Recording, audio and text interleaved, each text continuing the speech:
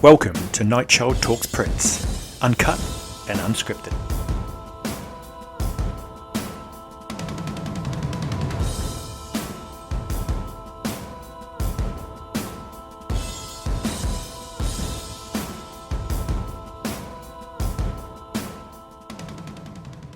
So welcome back to Nightchild Talks Prince. I got the butter for your muffin, just too old to hold the knife. Anyway, today I have a quick piece of news, well, kind of news, and a main topic. Now, the quick bit of news is just to remind people in the UK, it is Record Store Day on the 20th of April, and there is a Prince release of sorts. It's the, I'm sure there's going to be people groaning, but the 94 East, it's called the Legendary Recordings, 1975 to 85. It's basically the beginning of Prince's kind of career when he worked with Pepe Willie and other people, and he sings on one song, Just Another Sucker. He also plays on a lot of the tracks. Now, this is released, as I say, in the UK. I don't know if it's other European countries as well, but certainly in the UK on the 20th of April. Now, it's interesting because some places it's listed as a 2 vinyl album set, and some places a 3 vinyl album set at different prices. Certainly for the website Rough Trade in the UK, it's listed as a 3 album set. I'll read the brief description. It says the 94 East featuring Prince vinyl box set is an emblem of musical inception. With 3 vinyl records, purple, white and green, this remastered collection unveils the original synergy between Prince and 94 East. Alongside a 40-page booklet, unfolds an intimate narrative detailing their collaborative genesis. Exclusive photos, handwritten notes, and in-depth annotations offer a rare glimpse into Prince's early artistry. The purple record pulsates with funk rhythms, reflecting Prince's enigmatic charm. The white record exudes raw talent, showcasing his guitar prowess. Meanwhile, the green record symbolises growth and experimentation. This box set isn't merely a compilation. It's a historical artefact, inviting enthusiasts to explore the foundational moments of an icon's musical odyssey, a tangible link to Prince's evolutionary journey that forever altered the musical landscape. Quite an introduction. So we'll look forward to that. It's Record Store Day for me. I've always said there should never, ever, ever be a Record Store Day where there isn't something Prince, because he has so much in the vault. He has so much that is still not out there officially, and there should never be a Record Store Day ever that passes without something Prince being released. And it has happened before, and it shouldn't happen again. So I applaud everything that's obviously released on Record Store Day, but I do think we can push even further and really bring out some really exciting projects, and let's make the most of this. It's a great chance, regularly to celebrate Prince. So let's just, let's go for it, and hopefully the estate will raise the game even more. Now, the main thing I want to talk about today is merch. Merch.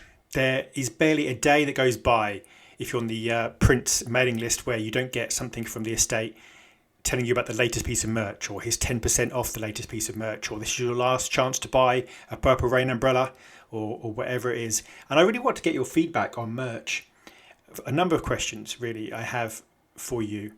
First of all, what are your feelings about merch? Do you see a lot of people to me say they only care about the music? That's what they're interested in, and they're not really worried about merch, and they just want the music, which I totally understand. But equally, a lot of people say, well, Paisley Park, the estate, they've got to keep the lights on. Selling merch not only brings them an income stream, but it also puts Prince in the public consciousness. You see somebody walking down the street wearing a Prince t-shirt, or a Prince baseball cap, or a Prince coat, whatever. And it just, people see it, they think about Prince, and maybe they put on a Prince song, and who knows, maybe that leads somewhere. Obviously, the official Prince website has, a wide range of merchandise, starting from, fairly cheap items right up to like kind of I'm looking at the call and response outfits where they go for thousands of pounds. I mean, there's the call and response, purple paisley trench coat, which is $2,600. So you've got the whole range of options there. It's difficult because I want people to celebrate Prince, and when I see someone in a Prince t-shirt, it does make me smile, and it's brilliant. And when I see somebody wearing a Prince necklace or whatever, that is great. I'm also intrigued to know what you think about unofficial merch. Now, on Facebook, there's a huge amount of it. Some people are making pretty serious money, I think. But there's lots of adverts. I think once you're in the Prince world, the algorithms kind of work, so you get shown a lot of this stuff. And I see a lot of merchandise where people are really going for it. They're producing so much stuff, and some stuff is not great, and some stuff is pretty amazing. Some stuff you think, wow, why don't the estate make that? Why don't the estate do that? That's brilliant. There's a lot of clothing being made as well, and it looks, pretty extraordinary, and a much wider range than the estate have. eBay itself is full of a lot of it, and it's tricky because on one hand, like I say, the estate has costs. After spending £45 million on lawyers' fees, they've got to make that money somehow, and I suppose merch is a good way of doing that. And certainly, if you visit Paisley Park, that's something that you probably will buy some merch there. I remember when the My Name is Prince exhibition came to London, and they had a merch shop, and it was doing a roaring trade. Lots of people were buying it. They were, really, browsing and loving the stuff. I also think of back in the day in London, we had the NPG store where Prince set up his own store. Sold music, but also a lot of merch. And some things I really treasure. There's certain things, necklaces and clothes and gifts I've been given that just mean the world to me. So it's tricky. I mean, I think part of the problem the estate sometimes has is when there's a big gap between musical releases, people get more and more annoyed with the merch because they say, oh, is it only merch? Is that all we're getting? It's constantly merch. And I think if the steady stream of music keeps happening, then I think people will be less bothered about how much they push merch. I think people get perhaps a little bit frustrated when it appears to only be merch and the music, it seems a while since the last release, that sort of thing. So I think there's that. The unofficial merch is obviously, effectively it's a bit like a bootleg, except you have to pay for it. And most bootlegs people don't tend to pay for. But with unofficial merch, obviously somebody's making money off Prince's image, off his design, off his kind of intellectual copyright. Now, obviously, that's not good, and there are legal consequences, but I don't know how much the estate are enforcing that currently. There's certainly people who have been, I know somebody who has been sent kind of like a cease and desist letter, but they live in another country, and I don't think that was really followed. They just carried on, I think, from what I understand. So it's tricky. It's really tricky. I mean, on the one hand, yes, some things, are great. They make the world better, the world full of Prince, and you see a t-shirt, and especially when you see, I was walking down in my local town, it's a couple of months ago now, and I actually saw somebody wearing a Sign of the Times t-shirt, and we had a quick conversation because we were actually in the same place waiting for something, and it was brilliant to see. And somebody who clearly, loved Prince. They weren't a huge fan, but they really liked Sign of the Times, Purple Rain. It was just great to strike up that conversation, and it's like a secret sign, well, not secret, but kind of a sign to other Prince fans, and also to just the general public. So I don't know.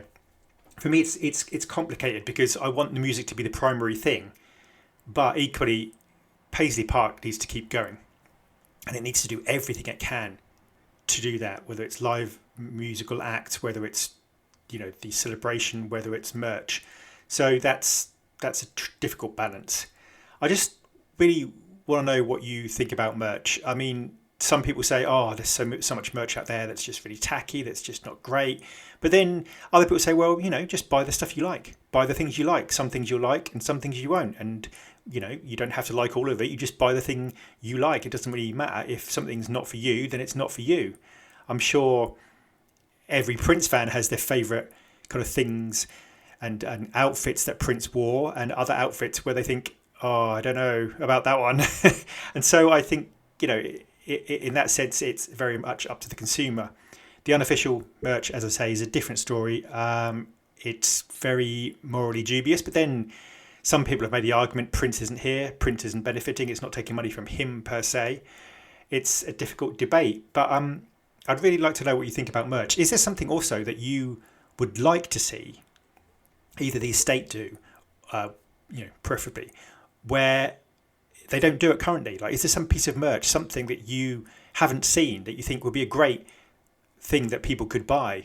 And I think also we have to be honest, and this is something I've said a lot, that the Prince estate, one of the problems with the Prince store is if you buy something from abroad, it costs quite a lot of money. The shipping is expensive. There's often customs charges, certainly in the UK.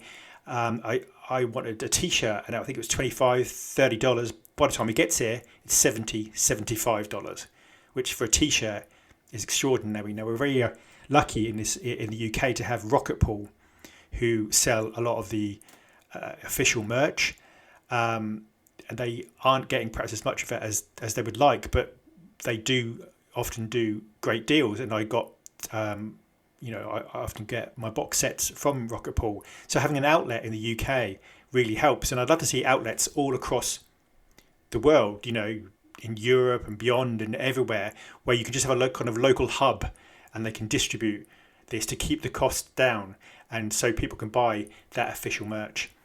I also wonder what you think about having merch in. I saw some jumpers, I think it was, in a kind of local clothes store.